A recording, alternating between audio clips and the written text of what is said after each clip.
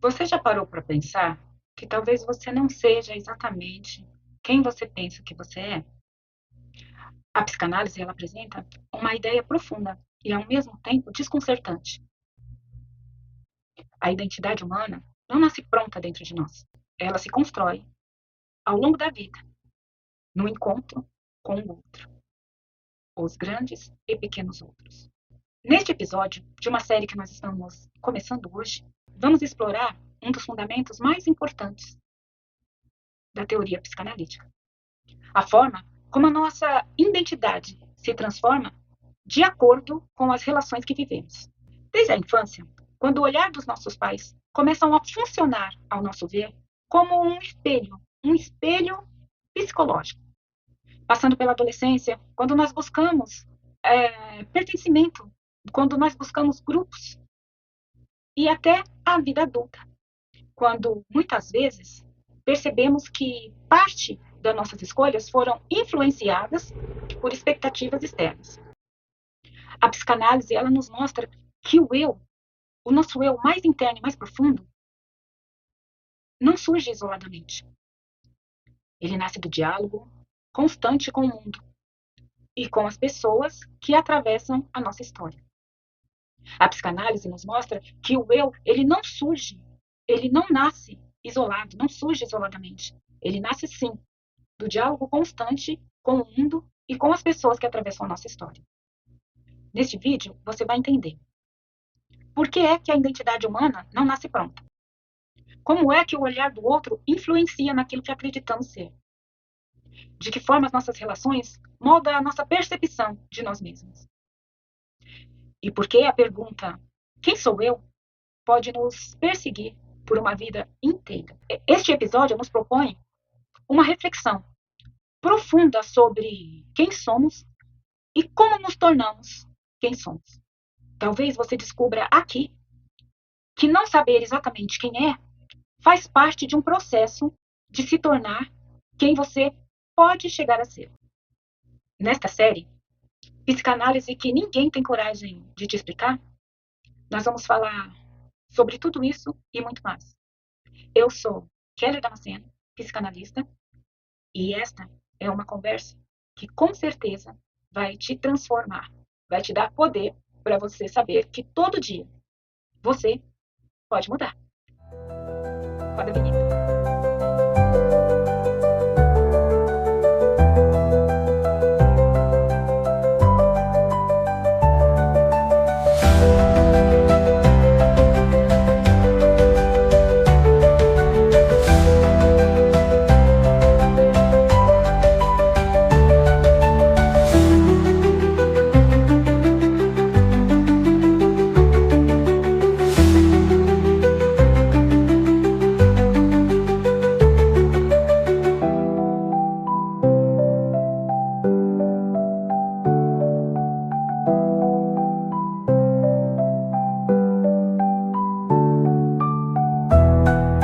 Você já ouviu alguém dizer que você acha que se conhece?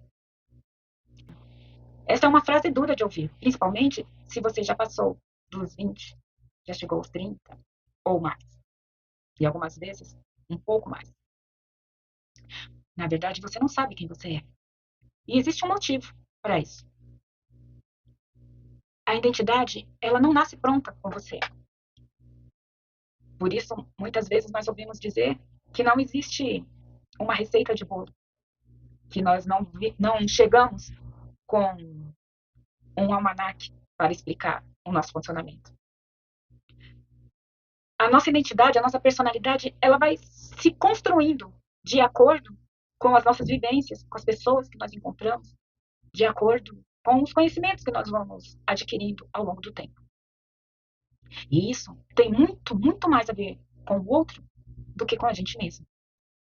Existe uma pergunta muito simples, mas que talvez seja a mais difícil de responder no percurso da vida. Quem é você? Quem sou eu? E aí, nessa pergunta, quem é você? Quem sou eu? Talvez você esteja pensando em responder o seu nome, sua profissão, a sua idade, onde você mora. Às vezes você acredita que a sua personalidade contenha aquela coisa em específico ou aquela outra coisa que sempre te identifica. Personalidade é uma coisa forte, é a parte externa que vai refletir em todas as suas relações. A personalidade é como o reflexo que nós vemos no espelho. Ela te descreve, mas às vezes quando você olha no espelho e vê o seu reflexo, você mesmo não se reconhece. Porque a nossa mente, ela tem a capacidade de formar imagens sobre nós que muitas vezes a gente não percebe. E quantas vezes você se olhou no espelho e aí sim você caiu na real? Nossa, como eu estou velho. Meu Deus, eu engordei. Oh, caramba, que pessoa linda que está refletindo. Assim como o seu reflexo físico é o reflexo da sua personalidade. Mas a psicanálise ela nos convida a olhar de uma forma mais profunda sobre esse assunto. E aí eu faço uma pergunta. E se grande parte do que você costuma chamar de eu não tivesse nascido dentro de você, mas nas relações que você viveu com outras pessoas? Essa é uma das ideias mais poderosas da psicanálise. A identidade humana não é algo que nasce pronto e dentro de nós. Ela é construída lentamente no encontro do outro. Quando o bebê nasce, ele ainda não tem noção dele mesmo. Não tem noção clara alguma sobre si. Inclusive, ele se acredita extensão da única coisa que ele conhece, o outro. Ele não sabe diferenciar o que é ele e o que é a mãe. Ele passou a sua concepção inteira ouvindo o coração desta mãe, sentindo os sentimentos dessa mãe, e ele vai se alimentar desta mãe. E ele sequer imagina que esse outro a quem ele tanto se identifica não é ele. É apenas alguém que esteve com ele e que ele pôde perceber desde sua concepção. Ele não sabe onde ele começa, ele não sabe onde ele termina, ele não sabe onde o mundo começa, ele não sabe quem ele é. E no início da vida, essa experiência é quase indistinta. O bebê sente fome, desconforto, frio, calor, mas ele não sabe separar claramente. Isso é meu e isso é do mundo.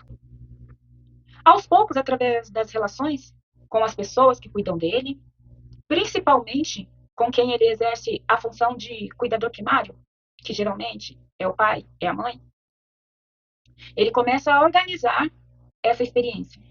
E é nesse processo que surge algo fundamental, a identidade.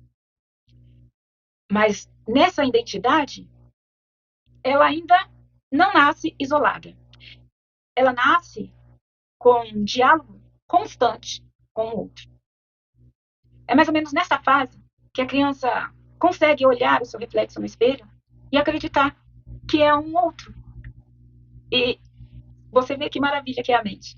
Primeiro, ele não sabe diferenciar o outro dele. Depois, ele confunde ele com o outro.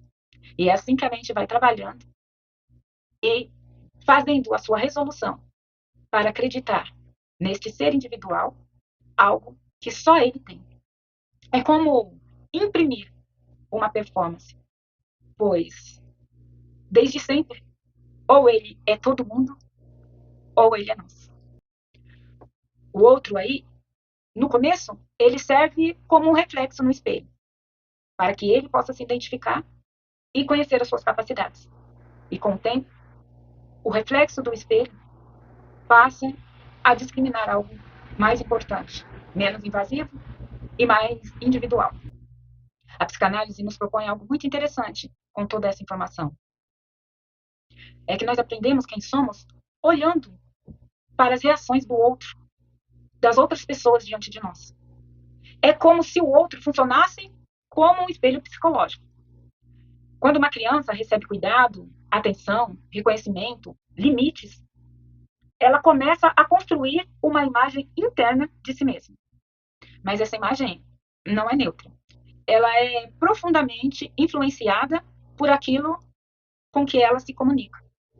E muitas vezes isso acontece de forma muito silenciosa no cotidiano, de forma sutil e lenta. Um exemplo muito comum é quando a criança aprende quem ela é através do olhar do outro. Imagina uma criança pequena que mostra um desenho para os pais. Ela chega cheia de expectativa e diz: Olha, pai, olha, mãe, olha o que eu fiz. Para aquela criança, aquele desenho expressa algo que ele viu, fidedignamente.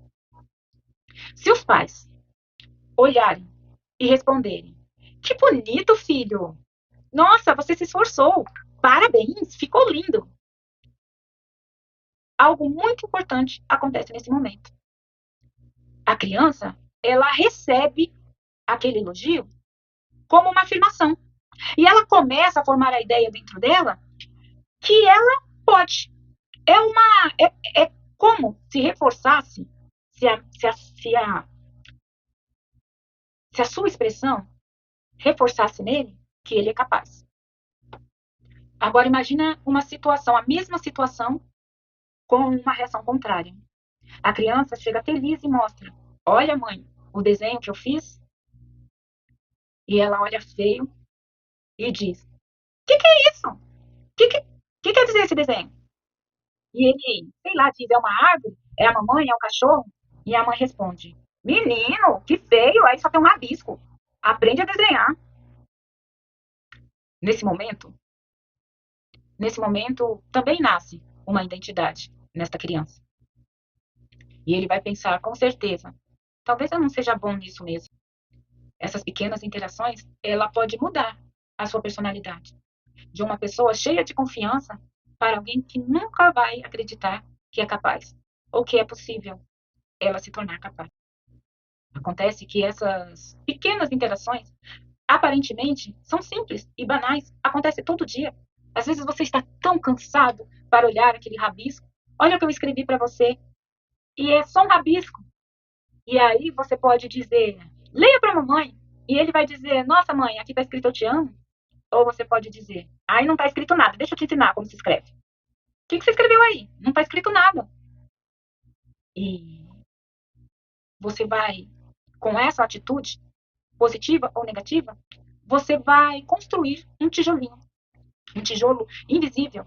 E esse tijolo será usado mais tarde e durante toda essa interação para a construção da base de quem somos e de quem vamos nos tornar.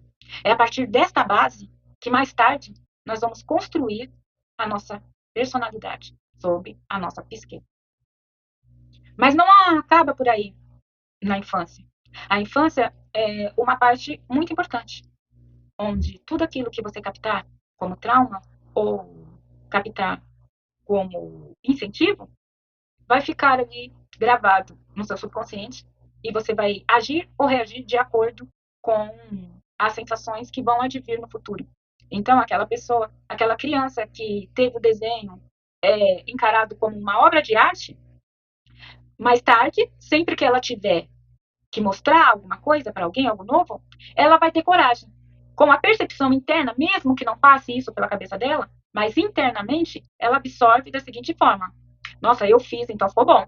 Eu fiz e eu dei o melhor de mim, por isso que eu vou mostrar o que eu fiz, porque as pessoas vão gostar. Se ela teve uma interação negativa, que rabisco é esse? Não dá nem para entender o seu desenho? Essa pessoa, ela vai começar a agir inconscientemente de forma contrária. Eu escrevi um livro, mas não mostrei para ninguém. Eu escrevi um poema, mas ninguém viu. Nossa, eu escrevo músicas, mas ninguém ouviu as minhas músicas. Eu não tenho coragem de mostrar. Eu aprendi tal coisa na escola, mas na prova eu esqueço totalmente. Porque quando eu vou mostrar algo que eu aprendi, eu sei ou eu imagino que a outra pessoa vai escanear em mim. Então é aquela velha história de que eu sabia tudo, mas esqueci na prova. A pessoa que age dessa forma, deu branco, provavelmente teve algum trauma desta forma na sua infância. Mas isso segue correndo célere. Pode acontecer também na adolescência e na vida adulta. Quer ver um exemplo na adolescência? Na adolescência é que o adolescente ele descobre quem é entre os amigos. Na adolescência ele se identifica e passa por uma outra transformação também bastante profunda. O jovem começa a se afastar um pouco da identidade que ele recebeu construída em família e passa a buscar reconhecimento em outros lugares. No grupo, por exemplo, é no grupo de amigos que muitas vezes a pessoa descobre o estilo que gosta, a forma de se vestir, o tipo de humor que tem, a maneira como ele quer ser visto. E aí vem a música que gosta, a comida que come. Ele começa a perceber no grupo que aquilo que o outro faz também é interessante, ainda que ele não tenha visto igual com a família. Então é comum, o pai é roqueiro, passou a vida inteira escutando rock, o filho adora rock, e aí na adolescência ele vem e aparece com um sertanejo universitário. Nossa, que diferente. Sim, diferente por quê? No grupinho onde ele está vivendo, todo mundo gosta de sertanejo universitário. E aí ele passa a perceber, primeiro, que tem coisas diferentes das que ele viu quando ele era pequeno. E ainda que ele continue a gostar de rock, ou de repente ele passe a detestar rock, ele vai descobrindo outros gostos. E os gostos diferentes dos pais, às vezes, é bem mais charmoso e convidativo, porque é sempre algo novo. O novo, ele sempre tem uma reação maior nas nossas interações. E é aí que muitos jovens começam a mudar certos comportamentos exatamente para se encaixar naquele grupo em que ele está inserido. Isso não significa necessariamente falsidade. Bem pelo contrário, significa que a identidade desse jovem continua sendo construída de encontro com o outro. Ele continua refletindo as coisas novas, as novidades, no que o outro tem para oferecer e vice-versa. O outro também se apega a muito do que aquele jovem, aquele adolescente tem para mostrar e demonstrar. E fica aí uma pergunta silenciosa. Quem você é? Quem eu sou quando eu estou com você? Então, isso pode acontecer. Quando eu estou com meus pais, eu amo rock. Quando eu estou com os meus amigos, eu amo sertanejo universitário. Quando eu estou na escola, eu gosto de samba, de acordo com o que a pessoa capta naquele grupo extremo, né? Pode acontecer das extremidades não serem tão opostas, e aí a pessoa continua mantendo a sua personalidade primária, ou ela vai mudando de acordo com as pessoas que ela encontra na vida. E ainda na fase adulta, o adulto que percebe que viveu a vida tentando corresponder. Agora, ele pensa em algo que acontece com as pessoas adultas. Por exemplo, vamos usar um exemplo específico para que você possa entender. Aquele adulto que escolheu a sua profissão e que construiu a sua carreira. Ele segue um caminho durante muitos anos e aquilo está dando muito certo. Mas em determinado momento da vida surge uma pergunta inquietante. Será que eu escolhi certo? Será que eu escolhi essa profissão só para agradar alguém? Foi para agradar meus pais? Foi porque os meus amigos iriam fazer esse curso? Muitas pessoas, elas percebem que parte das suas escolhas foi influenciada pelo outro. Que ele tomou uma decisão que moldou uma direção para sua vida baseado nas expectativas familiares, baseado nos modelos de sucesso ou baseado no reconhecimento social. Isso também não significa que essa pessoa é falsa, escolheu uma personalidade falsa. Apenas que o outro influencia nas nossas ações e decisões. E o melhor, que você pode estar sempre, o tempo todo, a qualquer tempo da sua vida, construindo novas relações e descobrindo novos eus, que vão depender não só de você, mas do outro com quem você está convivendo. E isso é profundamente humano. Um bom exemplo também é aquela pessoa que, por exemplo, todo mundo na sua família é funcionário público. E aí ele cresce, estuda, presta concurso, passa e segue a vida toda sentindo que está muito bem sucedido. E a uma altura da sua vida, ele conhece pessoas que empreendem, por exemplo. E aí ele começa a perceber que aquelas pessoas que empreendem têm algo que ele não tem. Ele começa a se identificar com essa pessoa e aí todo mundo acredita que ele é louco, maluco, por ele sair, abandonar o serviço público, onde ele tinha a tal da estabilidade, e começa a empreender, correndo riscos de altos ganhos e de muitas perdas. Inclusive, perdendo coisas simples que a CLT, o concurso público, lhes dá, como férias, 13º, e as pessoas acreditam que ela está louca. Louca não. Na verdade, muitas vezes ela seguiu apenas o flow e fez o que todo mundo acredita, a todo mundo que estava com ele, acreditava que era correto. E ele, por um tempo, também acreditou. Mas a personalidade dele combina muito mais, pelo menos neste momento da vida dele, em correr atrás do que ele quer.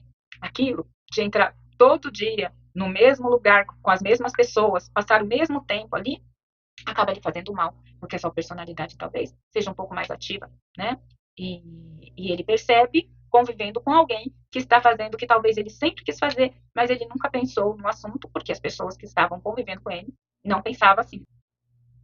É bom deixar claro que a identidade ela é um processo contínuo e constante, e não destino. Eu gosto da ideia de que a identidade não é nada fixo, ela não é um destino fechado, ela é um processo, como eu disse, constante e contínuo. E cada encontro, cada relação, cada experiência significa somar algo, multiplicar alguma coisa. Às vezes, subtrai, divide, mas geralmente organiza, reorganiza. Isso significa que quem você é hoje não necessariamente vai refletir o que você vai ser amanhã, porque a sua identidade ela continua sendo escrita ao longo da sua vida e através dos diálogos e das convivências que vão aparecendo pelo caminho. Talvez até por isso que a pergunta quem sou eu não é tão válida e talvez ela nunca tenha uma resposta definitiva. Quem sou eu agora, nesse instante, nesse momento? Porque nós não somos uma ilha isolada. Somos uma história construída através dos encontros, em olhares, em relações, em afetos. A identidade humana é como um arquipélago, um conjunto de ilhas ligadas pelo oceano da alteridade. E talvez seja justamente nesse movimento entre o eu e o outro que a experiência humana encontra sua maior profundidade. Então, quando alguém hoje, depois desse vídeo, te perguntar quem é você, você pode até não saber exatamente quem é. Mas isso não é um erro na sua história. É justamente a condição que torna possível continuar descobrindo todo dia. Se você chegou até aqui nesse vídeo, eu quero pedir para que você, se você gostou, você curta, compartilha, se inscreva nesse canal, mande para alguém que você acredita, que tenha certeza que sabe quem é, aquela pessoa que acha que nunca vai mudar, ou aquela pessoa que vive em constante mutação e que às vezes acha que não tem, que não é muito levada a sério, afinal de contas, hoje ela gosta de surfar, amanhã ela gosta de esquiar, e mais tarde ela quer pular de paraquedas. Essa pessoa que está sempre mudando de personalidade, hoje ela gosta de uma música, amanhã de outra, de acordo com as suas amizades, ela não é duas caras. Mostra esse vídeo para ela e diz que a personalidade dela vai estar sempre, o tempo todo, construindo a melhor versão dela mesma. Sempre a melhor versão, a cada dia e a cada momento. Este é um episódio da série Psicanálise que ninguém tem coragem de te explicar. Esta teoria foi uma teoria tirada do eu e o outro, de Lacan, com base na teoria da identidade e da alteridade da psicanálise. Meu nome é Kelly Damasceno, eu sou psicanalista e esse é um episódio da série Psicanálise que ninguém tem coragem de te explicar. Até a próxima.